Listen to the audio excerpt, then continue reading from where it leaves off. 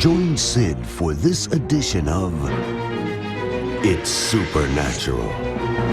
My guest, Craig Hill. Mon invité, Craig Hill, a fait une étude sur l'argent. Combien de fois l'argent a-t-il été mentionné dans la Bible? Vous savez, la chose incroyable, c'est que juste dans le Nouveau Testament, il y a 215 versets sur la foi, 218 versets sur le salut et 2084 versets sur l'argent. C'est un fait que la plupart des gens ne réalisent pas. Pourquoi la Bible parle-t-elle tant de l'argent? Est-ce que Jésus était après l'argent? Est-ce que Dieu est après l'argent? Il y a beaucoup de non-chrétiens qui disent « Prêche-le, frère ». Mais pourquoi avez-vous une telle fascination pour l'argent? Lorsque j'ai vraiment commencé à m'occuper des familles et des mariages, j'ai trouvé que l'argent dans les mariages était un point de discorde pour autant de gens. Et nous avons trouvé qu'il y a des choses surnaturelles qui arrivent avec l'argent que les gens n'ont pas réalisées. Les gens pensent juste « Oh, ça c'est juste une substance naturelle ». Ok, donnez-moi un exemple. Par exemple, quelqu'un qui a lu votre livre « La richesse et l'argent » ou qui a assisté à l'un de vos séminaires sur l'argent, racontez-moi un vrai exemple de vie. Bien sûr, je parlais juste à un homme il y a quelques jours qui partageait un peu avec moi de sa propre vie, où il disait que toute sa vie d'adulte, il avait dû gratter et il lui semblait qu'il n'avait jamais assez pour payer ses factures. Il était toujours juste. Comment pourrais-je faire quelque chose pour lui? Il a assisté à l'un de nos séminaires sur la finance et s'est rendu compte que non seulement c'était sa pensée qui le bloquait probablement, mais qu'il avait de vraies forces spirituelles qui venaient contre lui. Il s'est rendu compte qu'il y avait un esprit de mammon, et quand il a prié et a brisé le pouvoir de cet esprit de mammon, il me disait que dans les 2 mois, ses revenus ont doublé, et après juste quelques autres mois, après ses revenus avaient triplé. Qu'a-t-il fait? A-t-il travaillé juste plus dur? Vous savez, je lui ai demandé s'il faisait quelque chose de différent. Avez-vous reçu un nouvel emploi? Il a dit non. J'ai le même travail que j'avais avant. J'ai pris des décisions clés et ils ont décidé de me donner une augmentation. Ils ont décidé de me donner un ensemble d'avantages sociaux que je n'avais pas avant. Et il a dit qu'il avait demandé depuis des années, après quelque chose comme ça, il a dit la seule chose que je peux déterminer est qu'il y avait un petit esprit qui fonctionnait à travers ma famille depuis probablement des générations, qui avait bloqué et arrêté ses capacités à générer des finances. J'ai vu tellement de gens qui, peu importe comment, gagnaient beaucoup d'argent et pourtant couraient toujours derrière. Ça pourrait être un esprit selon ce que vous dites. Je pense qu'il y a 2 facteurs qui sont impliqués dans cela. 1, c'est un esprit. 2, ce sont des forces à l'intérieur des gens qui bloquent et arrêtent et les font mal réfléchir et abusent de l'argent et ne réalisent pas vraiment qu'ils le font. Maintenant, vous m'avez mentionné quelque chose d'intéressant, parce que j'ai lu dans votre livre que Jésus a dit « Vous ne pouvez pas aimer Dieu ou l'argent », du moins les notes de bas de page dans la plupart des Bibles disent « Quand tu lèves les yeux vers Mammon », il dit « argent ». Donc vous ne pouvez pas aimer Dieu et l'argent. Mais vous avez dit que ce n'est pas ce que cela signifie vraiment. Eh bien, dans Matthieu 6, verset 24, il est dit « Vous ne pouvez pas servir Dieu et Mammon ». Et il utilise ce mot « Mammon ». Et j'ai toujours été bien enseigné toute ma vie, Mammon n'était qu'un autre mot pour argent. Et comme vous l'avez dit dans certaines Bibles, elle utilise réellement ce mot argent. Et certaines personnes pensent que peut-être c'est une attitude de cupidité ou quelque chose comme ça. Je ne savais pas ce que c'était, jusqu'à ce qu'un de mes amis fasse une étude sur l'origine de ce mot. Et j'étais choqué de découvrir ce que le mot mammon signifiait. En fait, il ne signifie pas de l'argent, il ne signifie pas de la cupidité ou une attitude, c'est en fait le nom d'un dieu qui était adoré. Un dieu idolâtre qui était adoré dans les jours où Yeshua marchait sur terre. Et ce dieu était vénéré par les Cananéens, et c'était un dieu qu'ils ont prié pour la prospérité. Donc quand vous dites un esprit de mammon, cela signifie littéralement l'esprit démoniaque de ce mammon. Oui, j'ai trouvé que c'était vrai. Et vous connaissez la chose insidieuse à propos de cela, c'est que les gens ne se rendent pas compte que c'est là. Ils ne réalisent pas que cela impacte leur vie. Ils pensent juste bien, peu importe à quel point je travaille dur, je n'arrive pas à aller de l'avant, et ils ne réalisent pas que c'est un esprit, là, qui est en train de gâcher leurs pensées. En fait, Ça bloque et arrête leur vie financièrement. Quelles sont certaines des choses que nous pouvons chercher à identifier si c'est peut-être un esprit de mammon? Bien, je pense que l'esprit imprègne plusieurs fois toute la société. C'est donc pourquoi c'est si insidieux.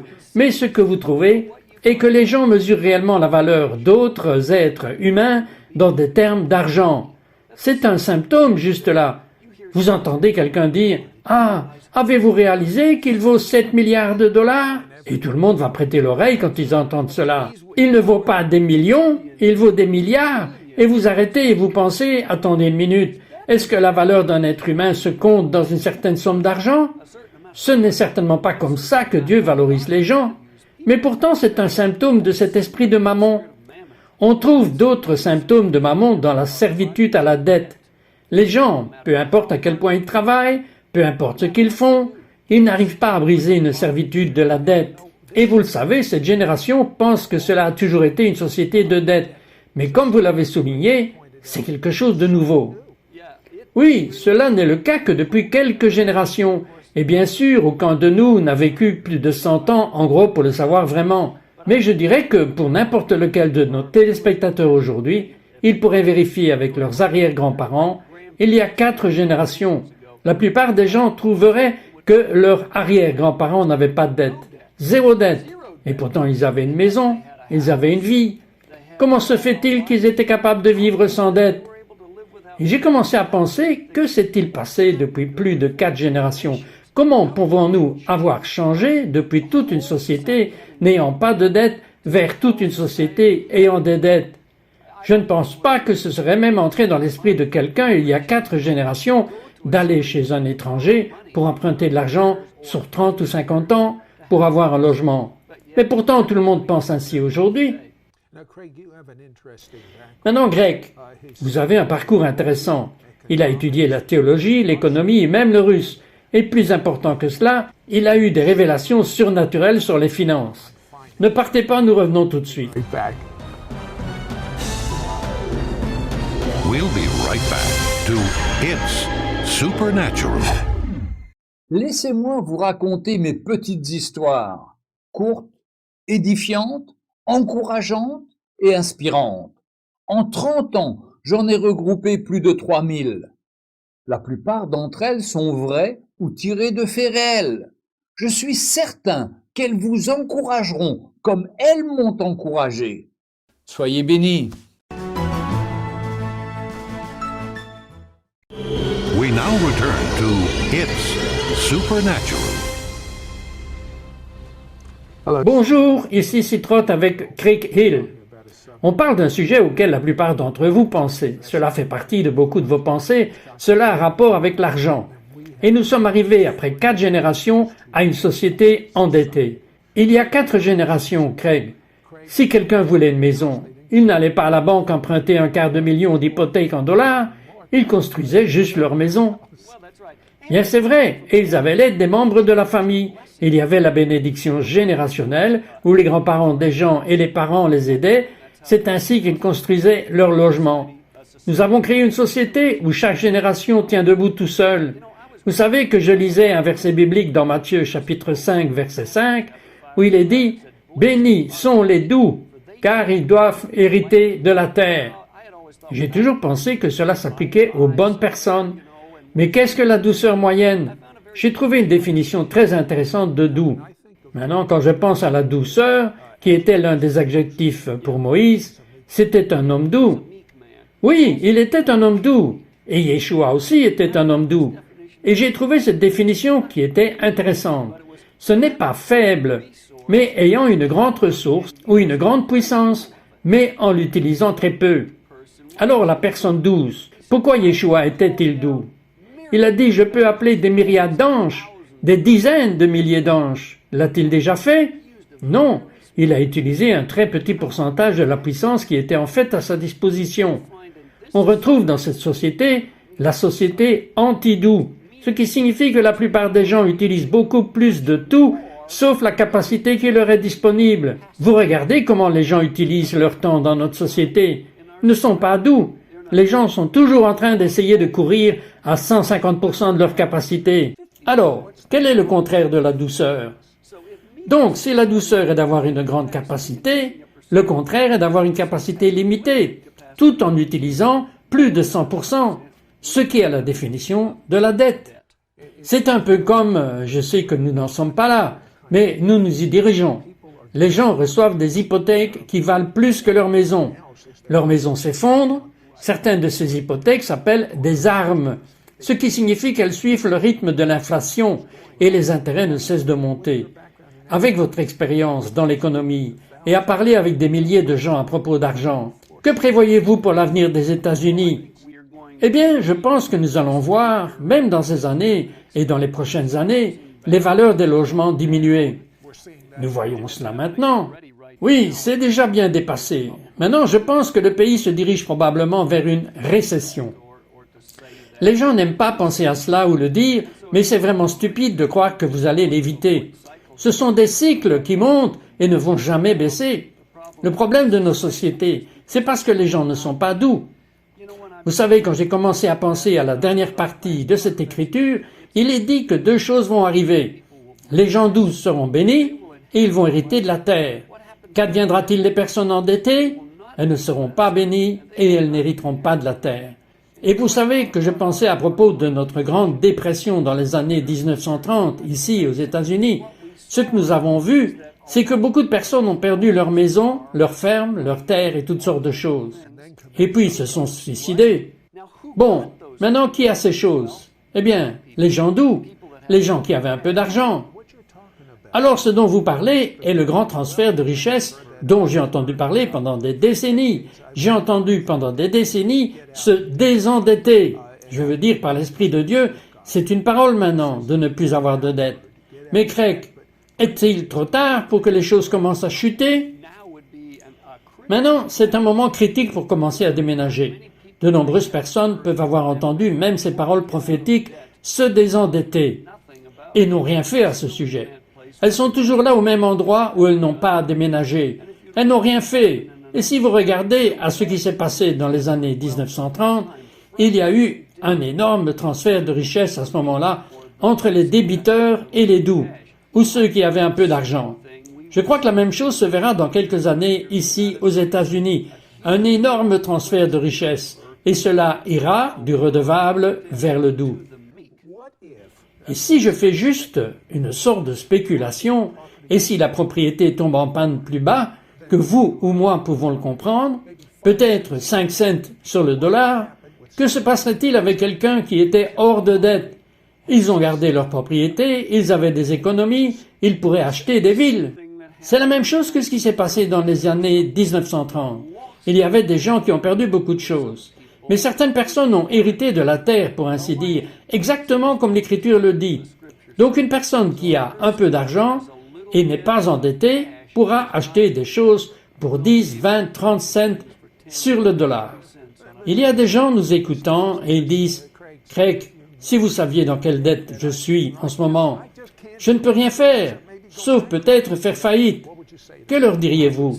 Je dirais que d'abord cette personne a besoin que quelque chose de surnaturel se produise. Pas seulement naturel, mais on a vu cela arriver tant de fois, maintes et maintes fois.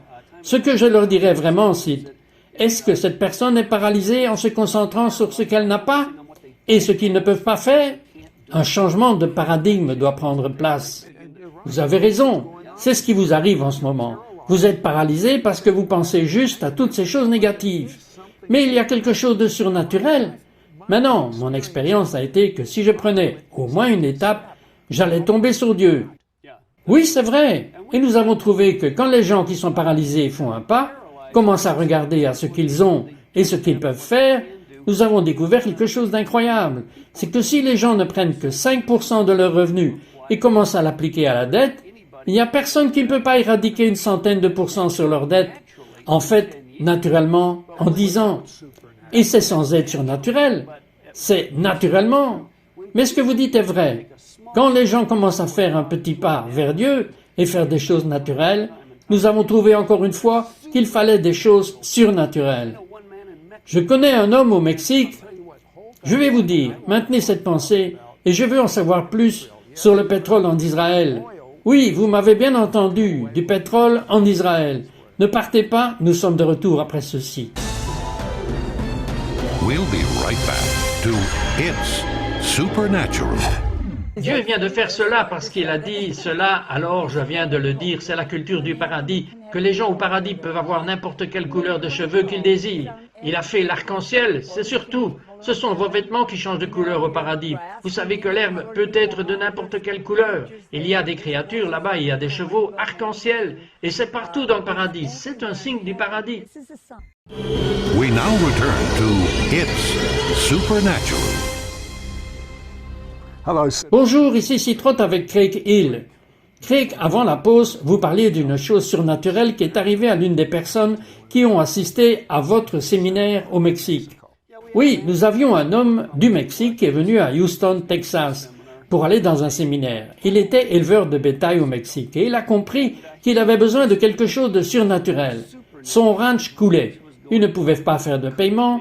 Il était profondément endetté. Et il est allé au séminaire et a réalisé ce dont nous parlions. Qu'avant le brisement, Dieu pouvait faire quelque chose. Alors il a prié et il a dit « Dieu, qu'est-ce que tu désires que je fasse ?»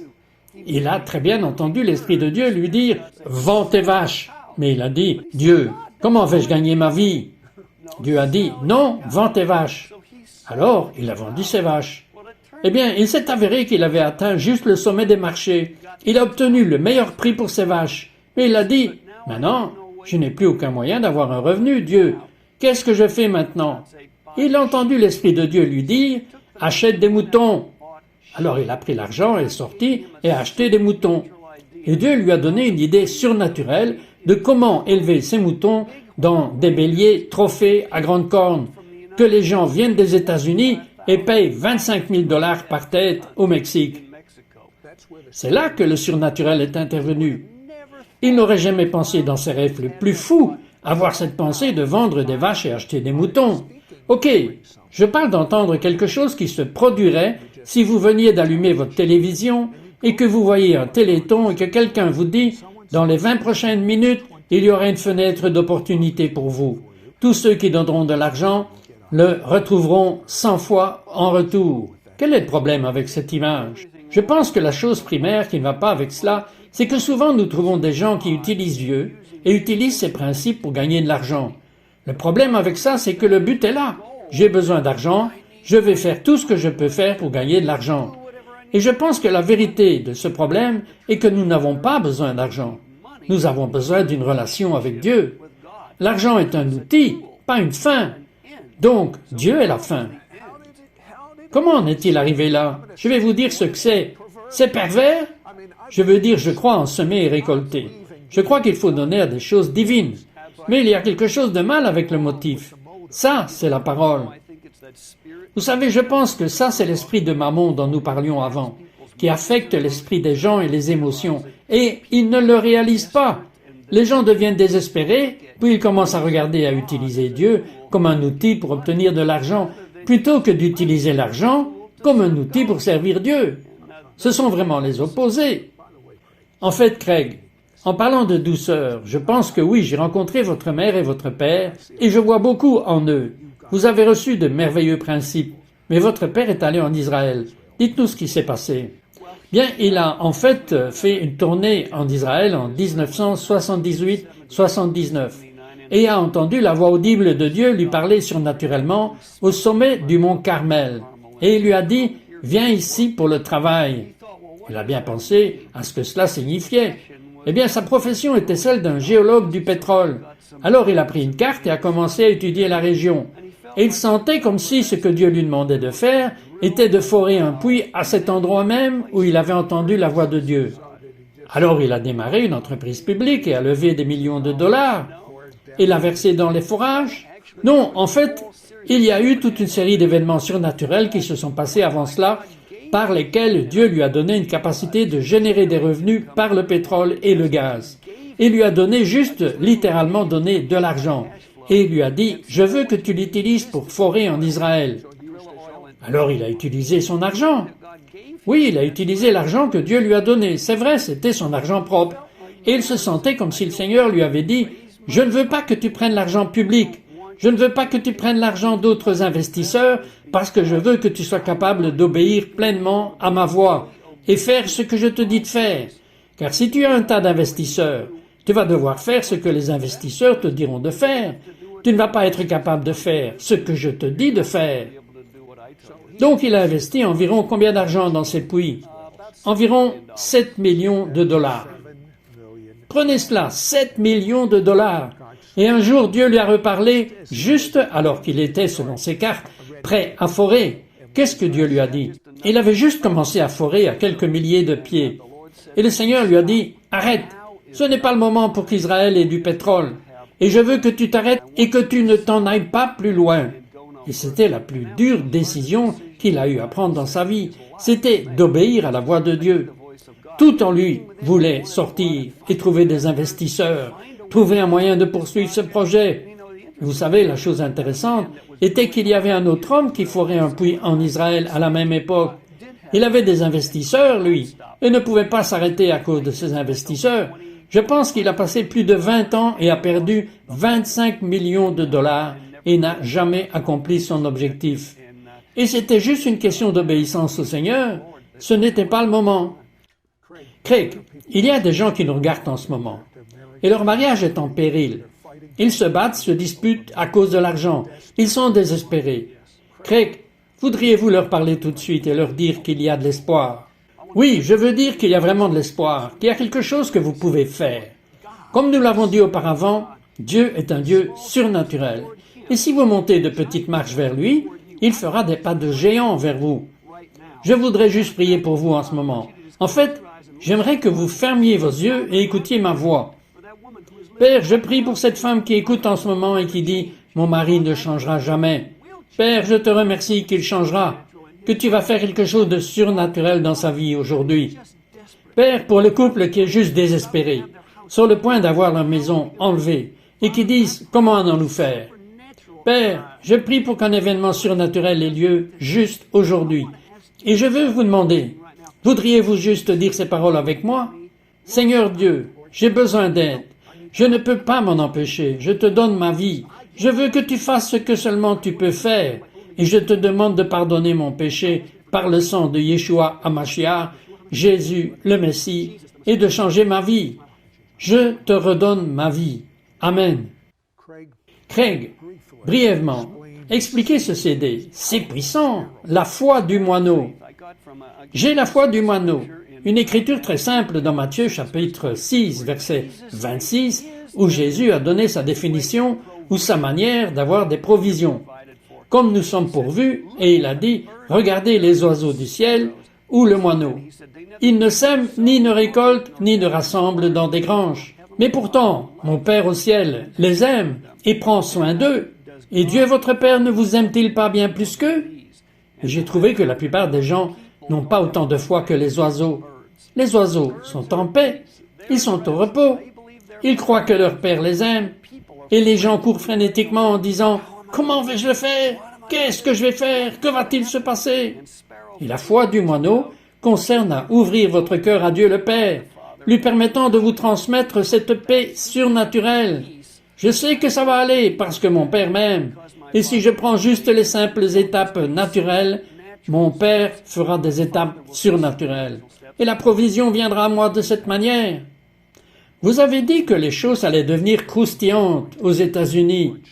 Oui, je pense que oui. Comment croustillantes? Je pense que d'ici quelques années, on verra quelque chose que probablement la plupart d'entre nous n'ont pas vu de notre vivant en termes de pression. Pression financière à venir sur les gens. Si vous regardez vraiment la culture de la dette que nous avons créée, nous avons une énorme dette nationale. Savez-vous que nous n'étions pas une nation débitrice jusqu'à la Seconde Guerre mondiale? Nous avons accumulé près de 9 billions de dollars de dettes dans ce pays. N'est-ce pas l'esprit de Mammon dont vous parliez? C'est l'esprit de Mammon. Nous avons donc une dette nationale. Nous avons une dette d'entreprise, nous avons une dette individuelle, et c'est vraiment une chose très simple. Si Johnny gagne 2 dollars par semaine et que Johnny dépense 5 dollars par semaine, combien Johnny aura-t-il laissé à la fin du mois? Au niveau national, au niveau individuel, combien de temps pouvez-vous faire cela? Je pense que c'est très simple. Dieu a mis un mécanisme dans la société, dans la Bible, appelé jubilé, où vous avez une remise de dette tous les 50 ans. Nous avons décidé dans notre culture de n'en avoir pas besoin de suivre ce genre de principe biblique désuet. Donc, nous n'avons pas de mécanisme dans notre culture pour la libération de la dette. Donc, par conséquent, vous avez un seul des deux choix. Continuer à imprimer de l'argent et d'évaluer la monnaie. Nous l'avons vu juste l'année dernière par rapport à l'euro. Notre dollar est passé de quelque chose comme 1,15 € à... Et c'est quoi l'autre option? L'autre option est d'éliminer la dette et vous vous retrouvez avec une récession et peut-être une dépression où les prix descendent et descendent de plus en plus bas. Écoutez, dit Dieu, pourtant une fois de plus je vais secouer cette terre et ceux qui ne seront pas sur une fondation solide vont tomber. Je veux vous voir sur une fondation solide et il y a un seul rocher, il y a une seule fondation. Et ce rocher, cette fondation, c'est Yeshua, Jésus, le roi des Juifs. Faites-en votre Seigneur, maintenant.